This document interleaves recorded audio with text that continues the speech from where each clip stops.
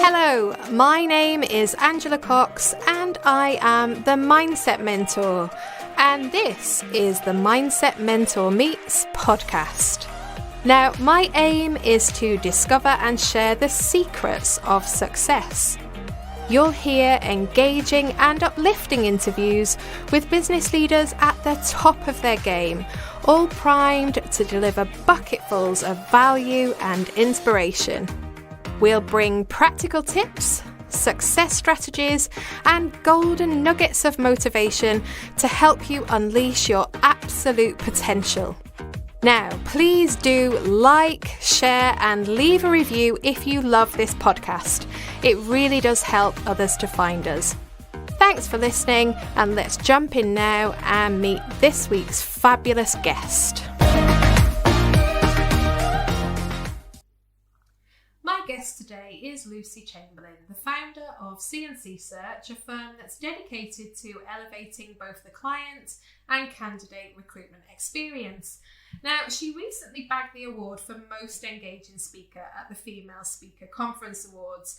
And when I first met her last year, I was impressed with her authenticity, her warmth, and her genuine passion for people. Can't wait to find out more. Lucy, it's a real pleasure to have you on the show. Thank you so much for having me. Oh, it's an absolute joy. And to get us started and get you really in the mood for discussing your success mindset, I wanted to start with what I call the shake your pom-poms moment. Okay. So this is all about you being your own cheerleader. And I want you to just share with us your 3 proudest moments. Oh, that's a great question. Okay, so the things that come to mind first, and in absolutely no particular order, but the very first one that always comes to mind when I'm thinking about business and my own personal business success was walking into our office on the first day when, I think 3 years ago, we moved into offices where we could have our very own receptionist. Oh. And there was Sheridan sat on our receptionist, welcoming us with our name above her. And it's what I'd visualized from the very beginning when we set up. And it's, of course, not everyone's mark of success, but for me, I still have that little buzz every morning when I walk into the office. And now our receptionist is Amy, and see Amy's face, and it fills my heart, you know. And so that's number 1. I think number 2 was I was invited to number 10 Downing Street. That was a big moment for me.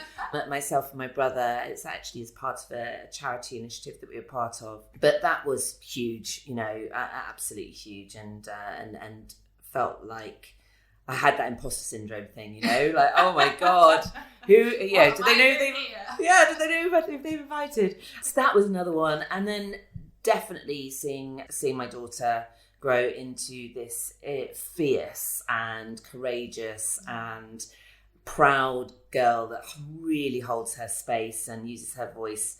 I mean, that rocks my world all the time. And I wonder where she's got that from. Definitely got a role model mum. So, I mean, those are lovely. And what I like about the first one, you talked about the power of the visualization.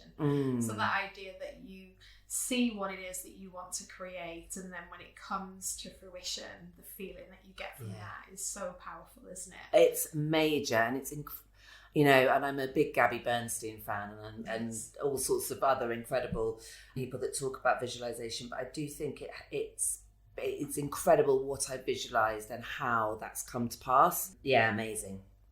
And so, I mean, you run this amazing company now. I know that you have 30 people in your team, and you're helping people to get roles in organisations. But just tell us a little bit more about your career, sort of before you set up the business, and then how that came to fruition. Yeah, so I've been in recruitment my whole life since graduating. I am a natural salesperson. That was the first thing that set me on that path. But then as I moved into leadership, I found that I was absolutely passionate about developing others, as well as having that incredible gift of being able to place people into careers and things that change their life. So these three things I just found were exactly where my skills were naturally made the best use of. And I was very young. I was the youngest equity partner at a firm where I spent 13 years, and I had an amazing time there. I developed a lot, built a team to, I think it's just under 40 people. But in the last couple of years, lots of stuff shifted in my life, and I found myself feeling really not the best version of myself. Definitely not passionate about getting up and getting into the office in the morning. And I just found myself totally out of alignment. And I think the values of the business and my personal values were totally out of whack. And I think when you get a sense of what you value, and you use that to measure your choices that you make and who you work for and the clothes you buy and the food choices you make, which is it's a very middle class privilege to do that, I have to say, because not everyone gets to make those choices. But I was in a position to make those choices, and I just knew I wasn't in the right place.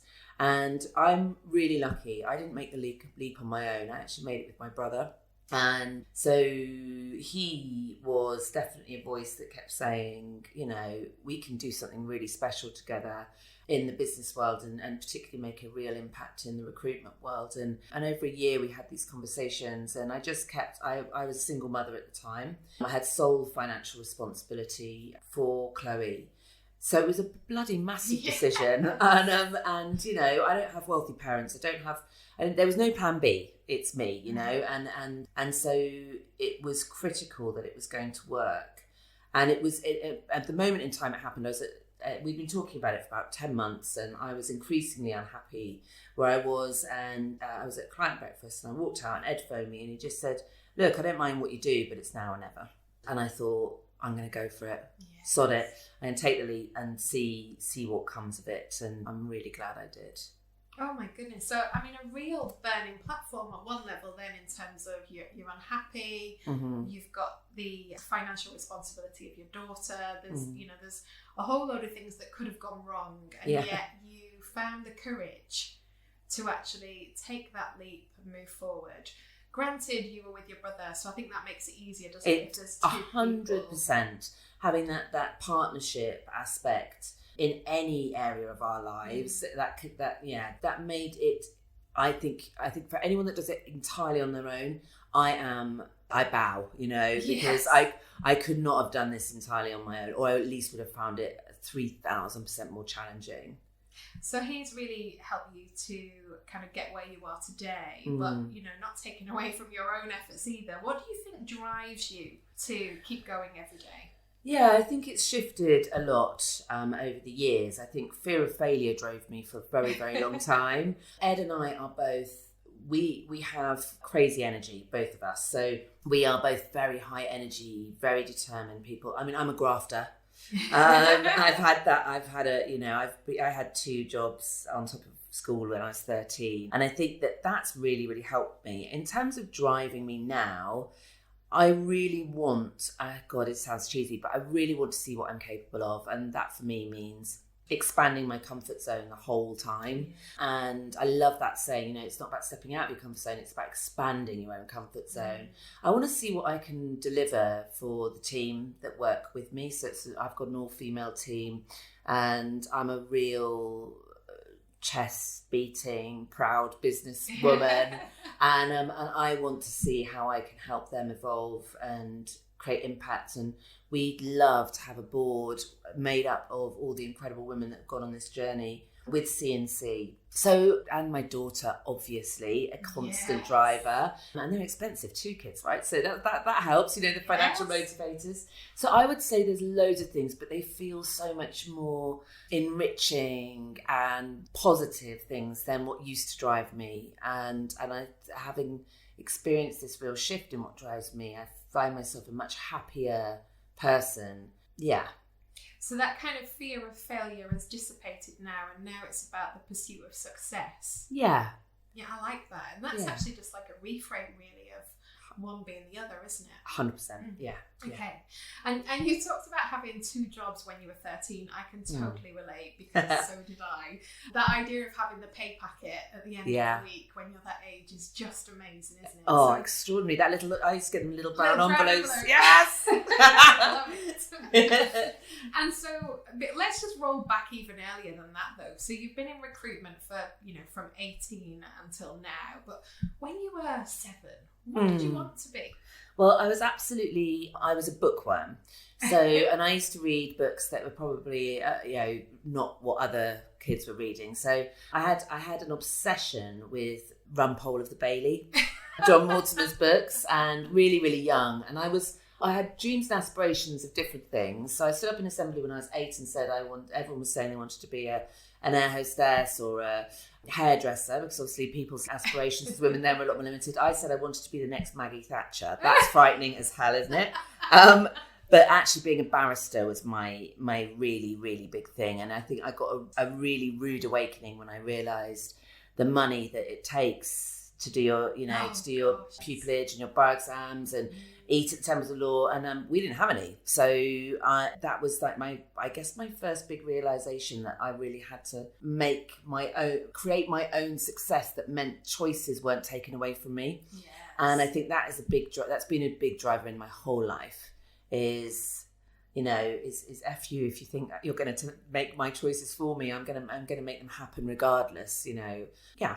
I love that. Okay, so I mean, the childhood dream was to be a barrister. You then had these jobs in your teenage years. You went into recruitment, and you've made it in terms of setting up your own business, and it's really highly thought of, I know. And throughout all of that time, would you say that you've experienced adversity? And if you have, I'm really keen to understand how you feel that shaped you. Yeah, I have it definitely experienced. I think everyone's got a story, haven't they? But I mean, yeah, of course, I've had some huge challenges in my life, from divorce and mental health issues at times in my life. And, I had some really, really challenging stuff happen to me in my early teenage years. And that had a very big impact on my mental health as a teenager. And I think that now I realise, actually, the more I get to know everyone else's story, that we all have experienced different challenges. But I think that, and again, after my divorce, I struggled again with my mental health. And I think that what that adversity has taught me is that the only way to deal with things is through.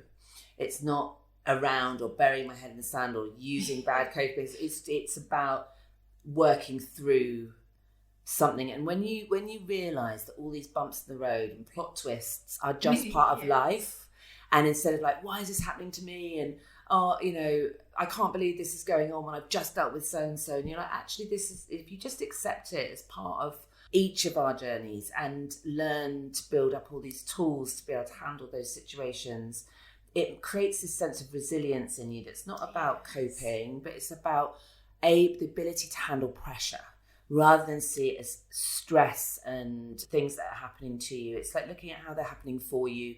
What can you use them for? How can you build it as a platform? And even in just, this is a bit shit, but I'm going to be able to use this in the future to help somebody else. So I think it's helped me to build resilience, absolutely. Yes. And that idea then of really leaning into what you're feeling rather than pushing it down or numbing it in some way. It's not easy, is it? It's not easy. In fact, the most people that I meet in this very room are doing the numbing or the pushing it down because they don't know how to lean in. Yeah. So how have you learned to do that? I think I had some really unhealthy coping mechanisms, and I think that the thing about setting up a business is that when you're working for somebody else, you can kind of be like this onion that keeps its skin on. but when you set up a business, all of a sudden you're exposed, everything you're not good at is exposed. And it's like this, you cannot help it.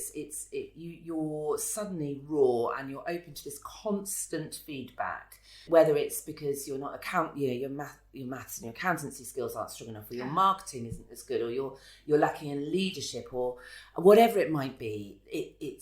I found that I was like this onion, that the layers kept coming off. And as a result of that, I absolutely really struggled about 2 years into the business when I'd just been pushing the whole time. And I suddenly couldn't carry on doing that. And I think that's when I had to stop and really get to know myself. And that means meditation for me. I think that made a big, big difference. But also surrounding myself with perhaps different people that were able to hold a mirror up, but in a way that was really comfortable and safe, and were able to give me feedback in a way that allowed me to grow. but also being open to connectivity. I think I'm a bit of a lone wolf a lot of the time, and I think that connection piece I can sometimes disregard as important. I think what I have learned in terms of sitting with yourself is that connectivity with other people that are the truth tellers in your life, but in a positive way, is really important. And so what traits are you looking for in other people then that allow you to flourish as the person that you are, but also feel supported? Curiosity. I think that's number one, being curious to understand why you think the way you do or behave the way you do. An openness and lack of judgment, that is super important. So people that spend time criticising others, judging others, are people I avoid like the plague, because they're not people that I would feel comfortable with in terms of giving me feedback. People that are inclusive, so accepting of difference, but also people that have passion and drive like me, because that makes them much more able to understand the person that I am. Yes, yeah, I like that. And so when you're choosing your team, that's what you're looking out for, as well as kind of the more skills-based stuff. Yeah, actually, we've really shifted. I work a lot now when we're hiring, Ed and I both do, on people's values, because actually, culturally, traditionally, we look at, can they do the job? Do we want to go to the pub with them on a Friday night? And that basically gives you about 50% success rate. So now we look at, yes, can you do the job? But then we look at, do you share our values? And how has that shown up in your past and your behaviours? And how do you want to take that forward? And actually, as a result of that, we've got this really diverse team now, and it's the most stable, successful team we've ever had. And it's because we share values, and everyone is so different. And so it's shared values we look for most. And I guess then you do that for your clients as well. Yeah, 100%. Yeah, it makes such a big shift in the success of a business, and positively in terms of our ability to connect with different people externally, hugely so. And people know what to expect if they're bought into the values of the company and they share them. Yeah. They know what to expect every day, I think. Definitely. So I am a big fan of vulnerability. And I believe that throughout my career, I very much stifled my vulnerability. Yeah. And so it is a weakness. But it's how we were trained, wasn't it? In terms of, being a woman in your 40s, in your 20s, you had to be able to stifle that. I mean, we didn't talk about feelings at work, did we? No, my goodness, no. And very much, that idea that it was a weakness was something that I bought into. But in recent years, really see it as a strength. But I think it means different things to different people. Yeah. So I am keen through this podcast to try and get to the bottom of what does it actually mean to all the different people that I speak to. So if I was to pose that question to you, what does vulnerability mean? Yeah, so for me, vulnerability means willing to share all of myself, not a shiny version. The edited version. Yeah, so with my team, it means being able to own up to my mistakes. It means being able to share parts of my past that might help them to learn or grow or share experiences. It means risking not being liked. That for me is probably the big thing. I really wanted to be liked in my 20s, desperately wanted to fit in. Really, that was so important to me. And I think that authenticity for me, in summary, is that ability to let go of needing to fit in, ability not to say yes when I mean no, or say I like something when I don't, or conform or try and ingratiate myself. It's about showing up honestly in all my relationships and conversations, and that's hard. Totally. But it makes it's so incredible the impact it has on your self-esteem when you're able to show up, with authenticity, which for me means with vulnerability. It's extraordinary the shift that happens, I think, in terms of your self-esteem and how you feel about yourself and how you operate in the world. And just being that much happier as well, because that point you just made about, not saying yes when you really mean no. I love what Brené Brown says about that, when, she says, rather than saying yes and then resenting the fact that you have, just be brave enough to say no, because, otherwise you're taking your own poison almost, aren't you? And just that thing, no thank you, not even having to justify it. No, I don't want to do that. Yeah, I don't want to make biscuits for school tomorrow because Yeah. I've got enough to do. Exactly. Now, one of the challenges that we face is the idea of when things don't go our way, how do we handle it? So, that big one, rejection. Yeah. It's something that so many of my clients fear. It's something that, if you're grown up in that people-pleasing environment, it's really tough to lean into rejection. So you mentioned earlier that you've built this resilience over time. Has that come from experiencing rejection, and how do you feel that you handle it? Yeah, I think, oh my goodness. I mean, when you're in sales, you which essentially is the industry sector you pop us into, you do get very used to rejection. I think probably for me where I've found it more challenging is perhaps being in my personal life. And especially as you say, I was brought up a Catholic, you become a people pleaser through that. I think, anyway, that's just my opinion, but I think it takes, yeah, me too. I've forgotten the question. What was the question? Sorry. So have I. I've got the rejection. So how do I handle rejection now? Do you know what? For me, I look for the lesson in anything. So that I think everything in life is a signpost, something else. So, and that's how I tend to look at everything. So if I get rejected from something, is where's the lesson? Is either there's an area for development, improvement, growth, or it was a signpost that wasn't the right thing, and I need to look for where that's directing me. And I think that for me has been a big transition, and it makes a big difference to how you then see and perceive rejection. Yes. Because I rarely think about rejection now, which is interesting, and I rarely feel it. I often just think, okay, that's happened. What does that mean? And where can I grow, or where can I shift direction or pace or focus? So, I mean, what you're talking about there really is managing your self-talk. Yeah. So, everything that we feel in an adverse way is all about the story that we tell ourselves. And you've just articulated beautifully the conversation that you have with yourself to help you see rejection in a positive light, because actually it's about growth. Yeah. And of course, when one door shuts, we know that another one tends to open, maybe a few days later or a few months later, but it certainly does.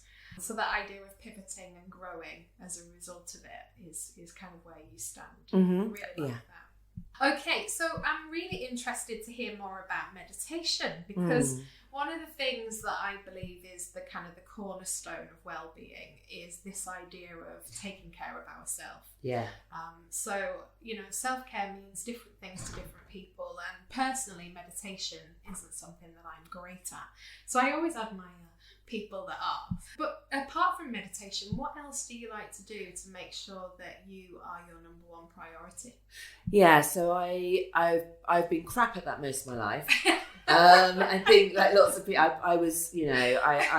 I've always put other things ahead of my own work, and a lot of that's been work related. I've got a fairly addictive personality, and work's been a big addiction, and for a long time, even if I needed to go to a doctor's, I wouldn't go. So for me, I've learned now, what do I need to get to okay? And that is a really great foundation, I think, for life. So instead of worrying about Jo Malone candles and spa weekends, and I think much more about, okay, I know I need to get to yoga twice a week. I know that I need to make sure I make appointments that, whether it's opticians or dentist but stuff that's like foundational self-care. Making sure that I spend Friday evenings without my phone with the family. It's such basic stuff now that I commit to. Because we were talking about this just before we were on air, weren't we? I had this, when I was going through that period of really analysing who I was and getting to know myself and really getting into personal development, I suddenly started committing to all of these things to do with well-being. That then just felt like a load of stuff I had to do that was exhausting and stressful, and if I didn't do it, I felt like a failure. So now I have these like foundational habits that probably to other people would look at them and go, okay, well, yeah, that's all pretty obvious stuff. But actually, I think you can go through life, can't you? It's almost like, people don't put on DVDs anymore, do they? But like putting on a DVD and just you could play the same DVD every single day and it would look the same. Yes. And you're kind of, whereas I think for me, being present in my own life is the biggest act of self-care that I can have. So enjoying moments, being present, experiencing, I don't know, when we've just placed a candidate, just experiencing that joy. And I think that that's how I perceive self-care and building a really strong foundation. Because as soon as I let one of those things slip, like, I haven't been to yoga twice in the week, or I haven't spent Friday night with Chloe because maybe she had a play date or something, I feel off balance. Yes, that kind of discombobulated. Yeah. I know what you mean. And I think that idea of really committing to small, deliberate practices, as I like to call them, it's so much healthier than this idea of you have to do the 25 things that is expected in the media. Yes. If you haven't got a morning routine down, I mean, God, who the hell are you? I know. I mean, getting up at 5 o'clock in the morning, that suits some people, but it definitely doesn't suit all. And exactly. It's not for me, I have to say. I'd much rather have an evening routine than a morning one. Well, exactly. It's whatever works, isn't Absolutely. it? That's the whole point. But small, deliberate practices is what it's all about for you. And I guess, if we're talking about stress and pressure, how do you think you handle that versus how you might have handled it 10 years ago? Well, I think you've summed it up. I think 10 years ago I saw it as stress, and now I see it as pressure. Because when you're under pressure, there's always a solution, isn't there? Yes. I'm really feeling the pressure. What does this mean? Okay, I knew normally you've got to take action in some way. Whereas when you're under stress, for me, that stress feels like I'm drowning. Yes. And pressure feels kind of almost empowering. Okay, the pressure's on. What can I do about it? Where do I go? And I think that I don't tend now, and I think even from the journey, from the beginning of the business, I used to get very stressed about everything, anxious about everything, worried about everything, constantly catastrophizing, always thinking about if I'm not up working till 3 a.m.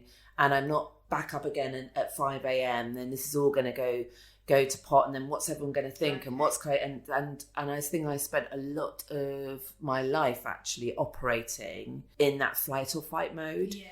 And now I try, when I'm starting to feel the heat a bit, I try and think, okay, I'm under pressure, what action do I need to take? And I would say that that's been really recent for me, probably over the last 24 months. And I think it's been very liberating, I have to say. Being able to manage pressure is so much easier than managing stress. So this idea that when you're under pressure, rather than look at the whole thing in terms of what needs to be done, you focus on the next small step. What's the next action you need to take? Yeah, and have you read The Artist's Way? I haven't, no. Okay, so she talks about journaling. The title's a bit misleading, but she talks about morning pages, and basically it's like a mind dump. So you wake up in the morning. I don't do this in the morning, by the way, but you'll see where I'm going with this. So a mind dump, you literally write everything that's in your brain, and it's often you look back and you can't, it's indecipherable. But if I'm feeling that kind of sense of I'm starting to feel overwhelmed, I will often now do morning pages. So I'll just scribble everything down. A lot of it's incoherent, a lot of it doesn't make sense. But out of that, then I can start, because I've got rid of all the crap that's in my mind, I can then start to make a plan, and a small plan, as you say, like chunking it right down, keeping it simple. But I find that my brain is a very, very, very, very, very busy place to be most of the time. And when I'm overwhelmed, I find clarity of thought impossible.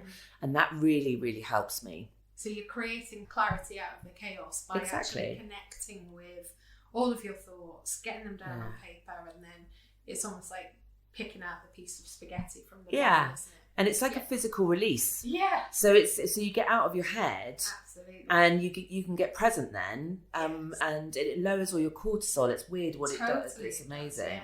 Yeah. And that's one of the issues with the whole fight or flight scenario with stress, is the body just constantly being flooded with cortisol. Yeah.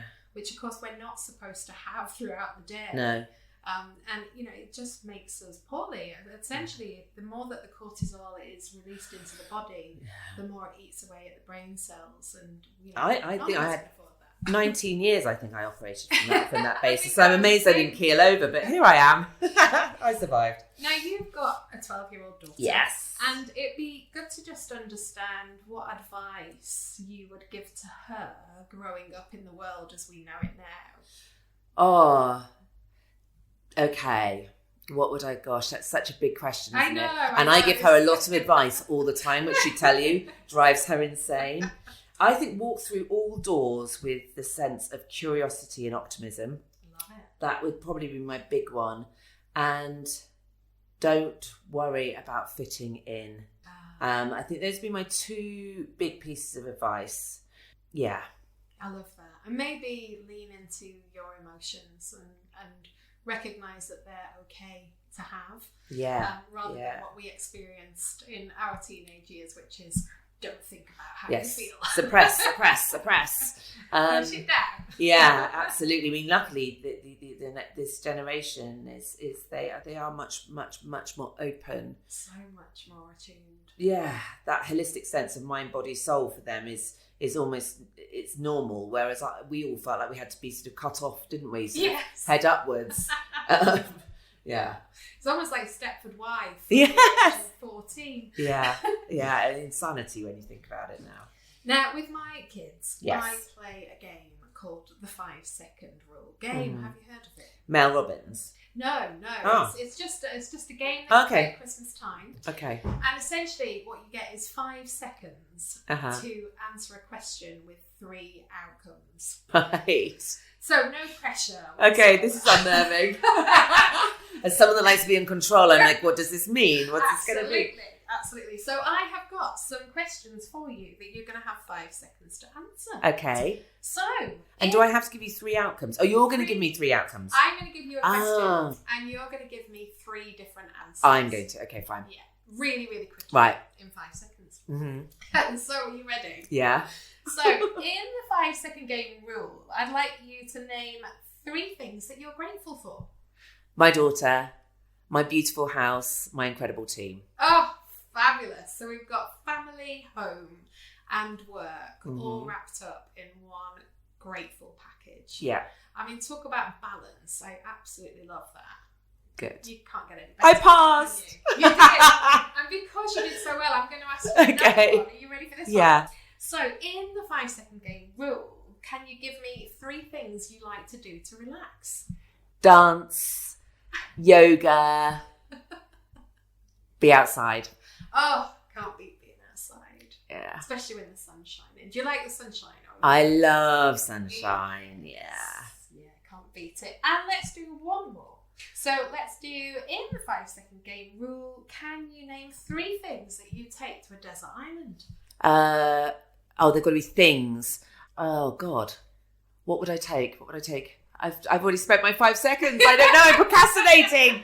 Can I take my husband, my daughter, and crisps? Crisps. What flavour crisps would you have? Salt and vinegar, obviously. So, final question for you, and this is the big one. This is the question that we ask everybody at the end of the podcast.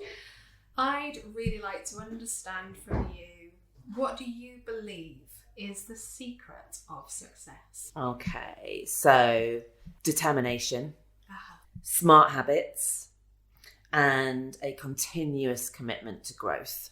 Oh, I love that. So constantly moving forward. Evolution, I think, is key to success. I really like that. And just on that last point, I think it's that, I would add to that personally around knowing that you're enough and the baseline is enough. Yeah. But then that it's okay to keep growing. Yeah. And we don't need fixing. Yes. We don't need fixing. But we can keep growing. And I think that's, we all sometimes get lost in that. And the smart habits that are a secret to success, just give us 1 or 2 of those. Yeah, I think showing up for yourself every day. So that means living in alignment with your values. It means doing the things you need to do to get you to where you want to go. I mean, every choice we make is a step towards or further away from our goals, isn't it? And so it's asking yourself, is this taking me towards my goal or is this taking me away from my goal? And those help develop smart habits. So for me, little ones are things like getting my clothes ready the night before work. That's a smart habit. Making sure that I've got my stuff set up for the morning so, that I can have my morning coffee and that I can do my meditation or whatever it might be. Making sure that my gym kit's packed so that I'm ready to go to. So for me, these are smart habits. Planning. Yes. I love the to-do app on my phone. So it's small things that add up that I think help build success. And just setting yourself up for it. Absolutely. Yeah, giving yourself a fighting chance. Yeah. Okay. No, I really, really appreciate all of your time, all of your It's great wisdom, to see you. and all of the fabulous answers that you've given today. Thank you so much. Thanks so much for giving having your me. time, and I look forward to seeing what's next for you And you. your wonderful business. Thank you so much. I do hope that you enjoyed listening to the Mindset Mentor Meets podcast. If you did, be sure to check out the show notes to access all of those important links. For more about me, visit my website at www.angela-cox.co.uk. Now, I'd really love it if you could subscribe to our channel so that you never miss an episode, and do leave us a 5-star review because it really helps us to get noticed. Bye for now. I do hope that you'll tune in next week, and take good care.